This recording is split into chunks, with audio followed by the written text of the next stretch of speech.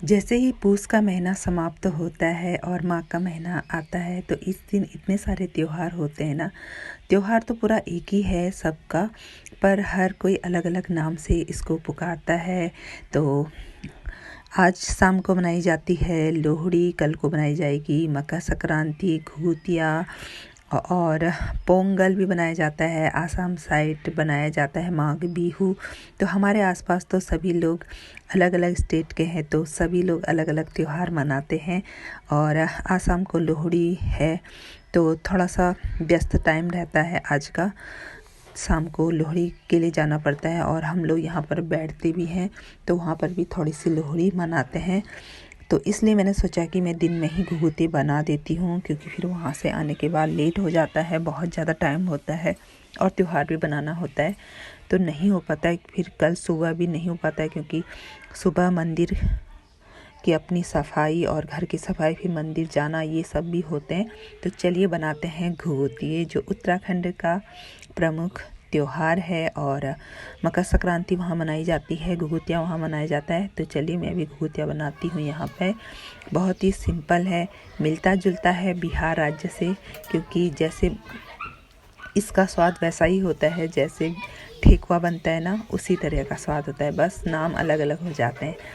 तो यहाँ पर मैंने थोड़ा सा आटा ले लिया था, उसमें यहाँ पर सूजी हल्की सी, ज़्यादा नहीं, बहुत ही कम, और थोड़ा सा मैदा, और उसके बाद अजवाइन, और ये गुड़ के पानी में मैं बना रही हूँ इसको।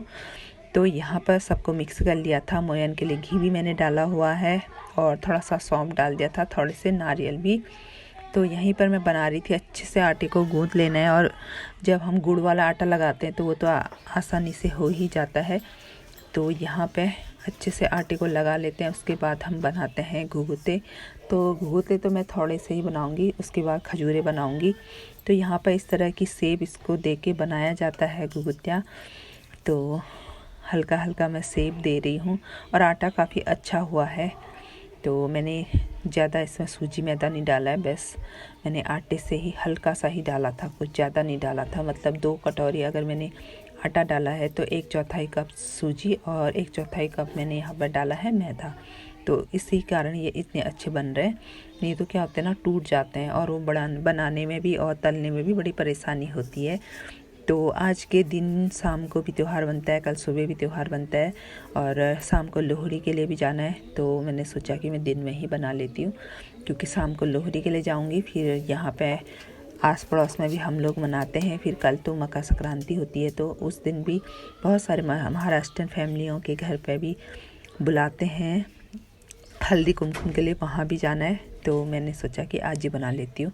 तो दिन में ही मैंने बना लिए थे यहाँ पे बैठ के, और इसके बाद दिन का खाना भी बनाना था, तो मैंने पहले ही बना के रख लिए हैं, और अब मैं इनको तलूँगी।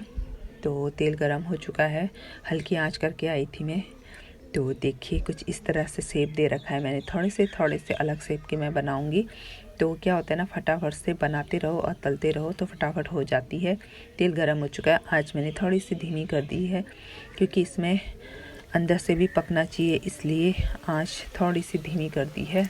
और तेल तो अच्छे से गरम हो ही चुका है, तो इसको डाल देते हैं। और पकने में थोड़ा सा टाइम तो लेता ही है, क्योंकि अंदर तक पकना है इसको, तभी कुरकुरे भी बनते हैं। और ठेकुआ भी ना कुछ इसी तरह का से बनाया जाता है, बस उसका शेप अलग होता है, और खाने में जो स्वाद होता है ना, इसी तरह का होता है।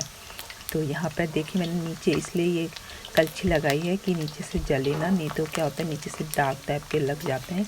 तो यहाँ पर इसीलिए कलछी लगा के रखी हुई है। तो इसको आप पलट देते हैं, धीरे में से पलटिएगा, नहीं तो ये टूट जाते हैं, जो शेप बनी है ना वो टूट जाती है। तो देखिए कुछ कलर चेंज हो चुका है, तो थोड़ी देर और पकने देंगे हम। तो यहाँ पर पक चुके हैं, तो इनको मैं निकाल लेती हूँ। अच्छे से पक चुके हैं, क्योंकि ये खुल चुके हैं एकदम। और इस तरह से करने से ना तेल नीचे गिर जाता है, और ऊपर एकदम करारे करारे से क्रंची से हमारे बन जाते हैं। थोड़े से अलग शेप के भी मैंने बनाए थे, तो उनको भी अच्छे से यहाँ पर फ्राई कर लेती हूँ। तो यहाँ पर मैं फ़ोटो के लिए बाहर पे लाई हुई थी, तो वो है ये। तो ये अलग से मैंने बना लिए हैं, और अभी थोड़े और बनाने हैं। तो मैंने अभी कढ़ाई चढ़ाई रखी है, उसमें मैं इनको सारों को बना लेती हूँ। तो टाइम तो लगता ही है इसमें। मेरे को 2 घंटे पूरे हो चुके हैं इनको आटा गूँथने में और फ्राई करने में। फिर दिन का खाना भी बनाना है, पूरी सफाई भी करनी है। तो यहाँ पर थोड़े से खजूरे भी बना के रख लिए हैं मैंने आज थोड़े से गुड़ वाले और थोड़े से चीनी वाले बनाए हैं। गुड़ वाले थोड़ा सा क्या होता है, कलर एकदम सा रेड आता है गुड़ वाले में। और यहाँ पे ना थोड़े से मुझे गजक टाइप का भी बनाना था, वो भी मैं बना रही थी साथ में ही। तो मैं ज़्यादा गुड़ से नहीं बनाऊंगी क्योंकि गुड़ ज़्यादा और मीठा ज़्यादा हो जाता है, तो क्योंकि गुड़ से मैं बनाने वाली हूँ। मूंगफली रखी हुई थी, उसमें मैंने थोड़ा सा नारियल और काजू बादाम ये सब डाल दिया था। तो इसको मिक्स कर लेते हैं और थोड़ी देर सेट होने के लिए रख देंगे। तो हमारा एक ये भी बन जाएगा, क्योंकि बांटना भी होता है हम लोगों को, जहाँ से थाली आई वहाँ का लौटाना भी होता है। तो कुछ चीज़ें मैं घर ही पे ही बना लेती हूँ। तो इसको सेट करने के लिए रख दूँगी, थोड़ी देर में सेट हो जाएगा। तो ये भी मेरा बन चुका है। और मैंने तिल के लड्डू ना पहले ही दिन बना के रख लिए थे। और तिल के गजक बनाना आसान लगता है मुझे, तिल के लड्डू बनाना बड़ा ही मेरे को बहुत ही मेहनत वाला काम भी लगता है, क्योंकि उसमें ना एक तो गरम लड्डू बांधने पड़ते हैं, जिससे हाथ जलता है बार, और एकदम बहुत टाइट भी हो जाते हैं। तो यहाँ पर तिल के लड्डू मैंने ना पहले ही दिन बना के रख लिए थे। तो इस तरह से कुछ मैंने मकर संक्रांति के लिए, लोहड़ी के लिए तैयारी कर ली है, घुघुतिया के लिए तैयारी कर ली है। तो यहाँ पर मैंने पहले दिन ही जो तिल के लड्डू बनाए थे कुछ इस तरीके से बनाए थे। मिलते हैं आपको नेक्स्ट वीडियो, तक बाय बाय, टेक केयर।